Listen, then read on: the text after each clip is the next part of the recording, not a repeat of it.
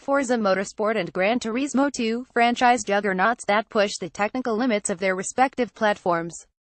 As console-oriented driving simulators, they share much in common, both hand and state-of-the-art visuals, a remarkable level of fidelity, and they both target a silky smooth 60 frames per second. With plenty of matching content in terms of cars and tracks, there are many ready-made comparison points for analyzing their respective technologies. But while both Forza Motorsport 7 and Gran Turismo Sport set out with very similar objectives, the end results are often very different, underscoring a profound difference in execution and philosophy. Owing to Gran Turismo's traditional extended development cycle, GTS is the first polyphony title of the generation. Compared to Turn 10's third, it's rare to see Forza and GT titles release within weeks of each other, and adding further spice are the arrival of PlayStation 4 Pro and Xbox One X upgraded consoles targeting 4K displays. We don't tend to compare platform exclusives generally, but the more we looked at these latest cutting-edge racers, the more interesting the story became. Yes, it's fascinating to see the different ways that two immensely talented developers have brought home two exceptionally good games, but at the same time, it's also a great way to appreciate the sheer craftsmanship that has gone into both. For the purposes of our analysis, we looked at Gran Turismo Sport primarily running on PlayStation 4 Pro using its higher resolution 1800p checkerboard mode, while in the case of Forza 7, the lack of Xbox One X code made us settle on the PC version with all settings maxed out and resolution set to native 4K. Aside from improved anti-aliasing and higher refresh shadows, it's a good match for what we should expect from Microsoft's true 4K console. Before going in, a crucial point worth stressing is focus, where each developer team has placed its emphasis. Forza 7 offers a huge range of circuits and track configurations, many with variable weather conditions. The environments are richly detailed with super high-resolution textures created using photogrammetry. It also features a huge selection of richly detailed cars, the number of which vastly exceeds its rival. Gran Turismo Sport, on the other hand, focuses on a limited selection of tracks and cars but presents them in a near photorealistic manner. Turn 10 has aimed for high quality and wealth of content, whereas we feel that Polyphony's narrower focus has led to a richer level of detail in its reduced car and track count. Digital Foundry's complete visual breakdown of Gran Turismo Sport and Forza Motorsport 7, presented in full 4K and 60 FPS. The gulf in content can be vast though and shouldn't be understated. Forza 7 delivers around 700 cars, whereas GT Sport delivers 162. Beyond raw numbers, the difference is literally in the detail. We began comparisons by looking at each title's rendition of the classic Mazda MX-5 convertible. This open-top car allows us to use each game's photo mode to consider modeling quality both outside and inside the vehicle.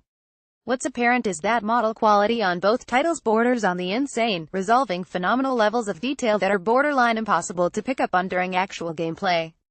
And whereas Forza Motorsport 7 goes way beyond the Call of Duty, GT Sport takes things to a whole new level. Higher polygon counts on incidental detail right down to in-cabin air vents show Polyphony's modeling standing up better on the most close-range inspection. Physically based lighting and material properties are also acute above. It's interesting to compare the two cars with identical paint schemes. Forza looks phenomenal, but a little artificial, whereas Gran Turismo's MX-5 sits more naturally within the scene. The more you compare the two titles, the more the difference in lighting makes an impact. It's clearly been an area of intense focus for Polyphony in particular. We then compared Forza's turbocharged Porsche GT2 RS with a Gran Turismo's GT3 RS, the closest equivalent it has. Both are beautifully crafted models with smooth lines and excellent bodywork. Interiors look far closer here, possibly because we can only view them through the reflection-covered glass. The chances are that Polyphony built this car to the same exacting specs we saw with the MX-5, the difference being that this time we can't see the exacting attention to detail on the GT Sport model. Polyphony's lighting and materials still shine, but the gap in modeling fidelity narrows between the two titles. And this leads to a fascinating question. Polyphony's extreme standards see its models stand up to the most insane level of scrutiny in a way that Forza's models can't quite match. But at the same time, Turn 10 is able to deliver far more cars, making for a release with considerably more content. It's perfectly legitimate to ask which approach is better for the gamer. Polyphony's quest for absolute precision must surely be a key reason why it's so far behind Forza 7 in terms of the sheer range of game content. But at the same time, respect must be given for a developer looking to push the state of the visual arts, and this exacting focus has more impact elsewhere within the game. A look at how Forza Motorsport 7 compares across Xbox One, Xbox One X and the top-end PC experience. Moving on to tracks and environments, the same divide in philosophy remains. Forza features a blend of all types of race tracks with green fields and tire walls contrasted against more impressive environments like Prague and Switzerland, many of which have varied weather conditions. The game features a large number of tracks overall, with PC and Xbox One X boasting ultra-high-resolution textures, taking advantage of the extra memory that PlayStation 4 Pro simply does not have. For its part, GT Sport features a smaller selection of tracks which do include rallying, not present in Forza, but again, there's a strong argument that it has the edge in terms of fine detail, not to mention exquisite lighting. Bearing in mind the relatively tiny 16.7 milliseconds time slice available to render each frame on both games, it's remarkable how much detail both developers manage to deliver, but there are clear differences in strategy and implementation. Forza presents a more stable image overall, but Gran Turismo is more ambitious with some of its choices. The additional effort can pay off, but at the same time, it can more easily highlight weaknesses in the presentation. Curiously, Forza 7 appears faster than GT Sport in motion, but this is down a slightly different focal length and the use of a subtle motion blur effect, both of which accentuate speed in the Turn 10 title. When driving, the two games line up almost identically when racing on a laser scan track like the Nürburgring, as you would expect from two titles striving for realism. Beyond that, the differences are fascinating. For starters, there are the textures. Both games offer a good variety of highly detailed art, but Forza has the advantage in terms of texture resolution of the track. While racing, this is difficult to notice, but it stands out when looking closely. Comparing a track like Brands Hatch, the initial reaction is that they do look very similar with slight variations in object placement around the track. General detail level though it's very close. Various systems do see more variation though. Crowds, for starters. Up close, Forza relies mostly on flat, 2D textures scattered throughout the stands with an occasional flag-waving polygonal person. In comparison, GT features a combination of simple, 3D polygonal characters mixed with a few 2D elements. The bitmapped characters in Forza jostle ever so slightly to give the impression of motion, while GT's 3D crowd system features more animation and actual shadows cast by the 3D models. Then there are the trees. This has been a point of contention between the two games as they handle these elements very differently. In Forza, trees generally consist of two flat planes or billboards in a cross pattern, fixed to the ground. While driving, this means that the trees are stationary, always facing the player like a sprite. These billboards lack any sort of realistic light interaction and do not self-shadow properly, but as a result, they can appear less distracting during the race. Polyphony Digital's approach is more ambitious. It uses flat planes which are always facing the player, but these are paired with more complex tree trunks and branches, in many cases with multiple billboards, which do rotate with the camera. These trees also accept light and shadow, meaning that they sit within the environment more realistically. The issue here is that during some races, the shadow position can create strange edges at a distance on top of minor pop-up. Technically, it's the more advanced approach, but it's not without its own shortcomings. Then we come to lighting. Both games use pre-computed world lighting, but for our money, the global illumination that are used in Gran Turismo Sport enables more natural and realistic-looking scenes than any other racing game on the market. Low-contrast lighting is especially difficult to get right, but Polyphony absolutely nails it.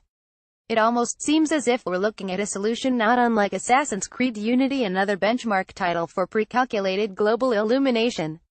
This may explain why GT Sport offers multiple selectable times of day but not in-game dynamic time of day changes. Each TOD selection uses different static key data. It's an impressive solution overall, that looks particularly spectacular in HDR, but that's not to say Forza 7 doesn't bring the goods. It has a very different but generally still beautiful appearance to its lighting.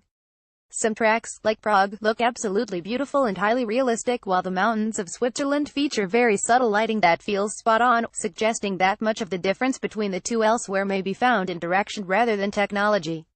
One element which becomes apparent once comparing the two is the difference in how shadows are implemented. With Forza 7, Turn 10 continues to utilize baked or pre-computed shadows across its environments. All static objects use fixed shadow data, while dynamic objects, such as cars, and select pieces of scenery, use real-time shadows. In comparison, Gran Turismo Sport once again seems to opt for a more ambitious solution in that all world shadows are generated and rendered in real time. Both implementations are equally valid and offer different strengths and weaknesses. The benefit to using baked shadows is clear: they are cheaper to render and the render quality itself can be much higher and devoid of artifacts. Static baked shadows can still give the impression of casting on dynamic objects. However, due to the way dynamic shadows are implemented across each object, they can cast a shadow and draw approximations of received shadows. In comparison, the shadows in GT Sport often show noticeable artifacts along the shadow cascade. The further into the distance you go, the less precise the effect and the more prone it is to visible breakup.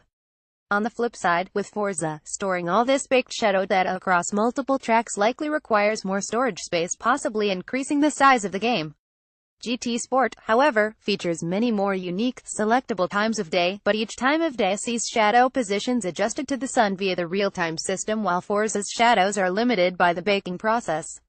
So, basically, Forza 7's solution likely requires more storage space, limits the potential position of the sun, and doesn't apply equally to all objects. Gran Turismo Sport, on the other hand, exhibits more artifacts and breakup, but shadows can be modified based on the position of the sun without the need to store baked shadow data. Time of day changes are an interesting point of discussion. Then Forza 7 offers a limited form of TOD cycling, while GT Sport restricts you to times of day selected prior to beginning the race.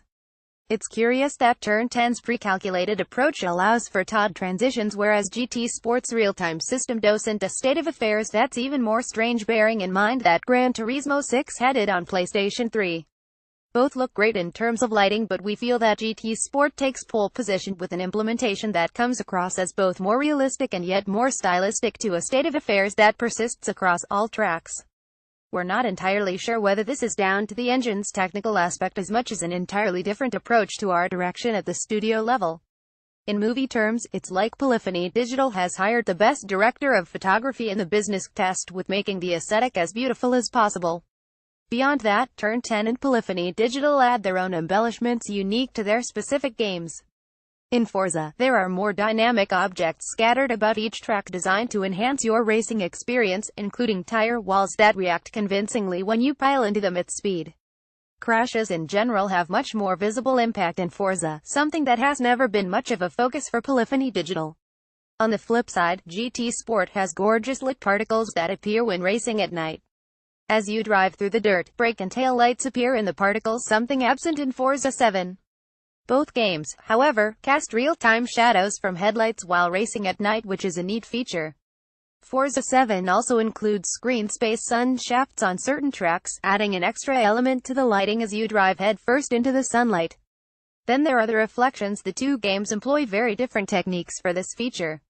In Forza, the game basically uses image data from a previous frame in generating reflections for the cars, which is why you can see things like the driving line reflected in the bodywork. On Xbox One and Xbox One X, these reflections are updated at half frame rate, or 30 FPS. With GT Sport, things are a little more complicated. The game uses a static cube map for the world, which is more demanding, but as a result, the resolution of the reflections is reduced. What's odd is that there seems to be variation in the update rate. In many instances, reflections appear to update at a full 60 Hz. In other cases, it updates at 20 frames per second instead. This occurs primarily when using the cockpit view. Both solutions work well enough in the end, but each has its compromises. For example, the player's exterior bodywork shadows in GT Sport are used on all vehicles, regardless of where they are in world space, producing some odd anomalies.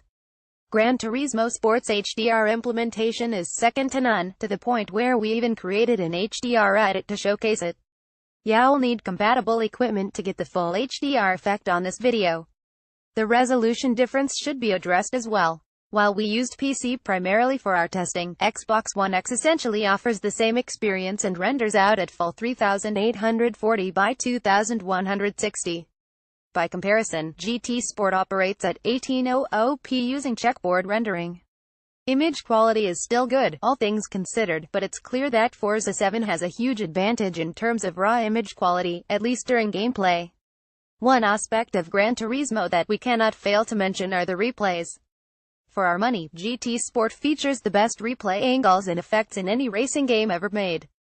Yes, it sounds hyperbolic, but the camera work, motion blur quality and depth of field combine to create highly impressive results. Replays in Gran Turismo are top-notch. This has always been the case with the series, but the PS3 installments fell somewhat short with framerate issues and lower quality post-processing. Forza 7 still impresses, but the angle choices and lower quality motion blur aren't quite on par. It's true that, in the grand scheme of things, replays are not the most important element in a racing game, but it is nice to share and save them when you have a great race.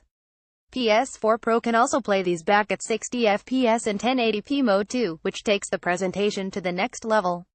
Ultimately, whether you're into Gran Turismo or Forza, both games are gorgeous and represent top teams working at peak levels to deliver beautiful, high frame rate racing games for both consoles, and an exceptional PC version of Forza is the icing on the cake. Each one has its own advantages over the other in terms of visual quality, but it's fair to say that neither one is short of gorgeous.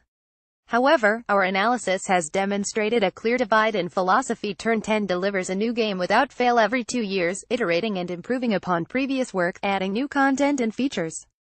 Everything is built to exacting render budgets to ensure the series' signature, rock-solid 60 FPS action. Performance-wise, GT Sport has exhibited framerate issues through all preview and beta code we've seen, but the game has come together beautifully in final code with what must surely be a final, concerted optimization push, resulting in the smoothest Gran Turismo experience since the PlayStation 2 generation. By contrast, we saw early Forza code running locked at its target framerate during our Turn 10 studio visit at the end of March. 60 FPS is built into the developer's DNA. It receives total attention throughout the development process. The sense is that Polyphony Digital has spent 4 years building an entirely new game seemingly from scratch with a well-release-when-it's-ready mentality towards development. There's a dedication to detail and materials here that's rather special, but in some respects may come across as overkill, bearing in mind the actual in-game experience. But then there are other aspects that are crucial to the game, like Polyphony's sublime lighting, for example. It adds beauty and perhaps even soul to the undoubted quality of the simulation.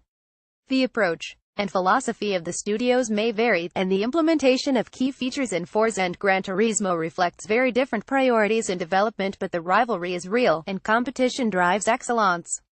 This 2017 face-off shows both Turn 10 and Polyphony Digital handing in exceptional releases, but with so much to learn from each other's products, the next matchup should be even more fascinating.